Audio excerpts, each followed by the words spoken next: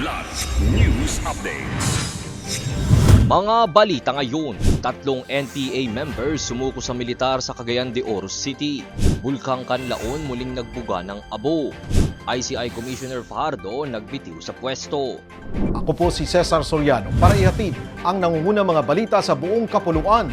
Ngayon, Voluntaryong sumuko ang 3 miyembro ng New People's Army o NPA sa mga tropa ng 23rd Infantry Battalion ng Philippine Army noong bisperas ng Kapaskuhan sa Jamboree Site, Purok 6, Barangay Alubihid, Buena Vista, Cagayan de Oro City.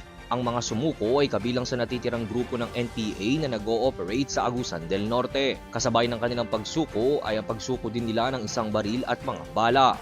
Ayon sa mga dating rebelde, ang kanilang desisyon ay bunsod ng matinding pagnanais na makapiling muli ang kanilang mga pamilya at magsimula ng isang mapayapa at legal na pamumuhay.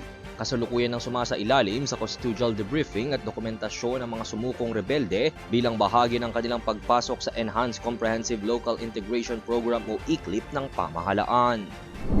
Muling nakapagtala ng ash emission ang Bulkang Kanlaon sa Negros Island nitong Biyernes, December 26 ayon sa Philippine Institute of Volcanology and Seismology of PHIVOLCS. Sa ulat ng ahensya, nagbuga ito ng abo bandang 6:27 ng umaga hanggang 10:11 ng umaga base sa time-lapse footage na kuha ng kanilang IP camera. Nagluwal ito ng kulay abong ulap na umabot sa tinatayang 400 meters ang taas mula sa bunganga bago ito napadpad patimog kanluran. Nananatili sa Alert Level 2 ang Bulkang Kanlaon na nangangahulugang may patuloy na pagtaas ng aktibidad at posibleng makaranas ng biglaang steam-driven o phreatic eruptions.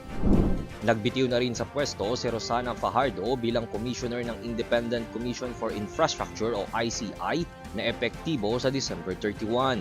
Sa kanyang liham kahapon, December 26, sinabi ni Fajardo tapos na ang misyong itinakda sa kanyang pagkakatalaga at naitayo ang mga pundasyong layunin ng komisyon. Ibig sabihin, sa bagong taon, 3 na lang ang mamumuno, sina Chairman Andres Reyes Jr., Special Advisor Rodolfo Azurin Jr. at Executive Director Brian Cosaka. Mula nang itatag noong September, 2 commissioners na ng ICI ang unang nagbitiw na sina Benjamin Magalong at Rogelio Singson na naglalagay sa komisyon sa hamon ng pagpapatuloy at kredibilidad sa harap ng mga reforma at pamamahala ngayong darating na taon. Para sa Kidlat News Channel, ito si Jai Reyes, nag-uulat. ako po si Cesar Soriano, kasama nyo sa bawat pagputo ng balita.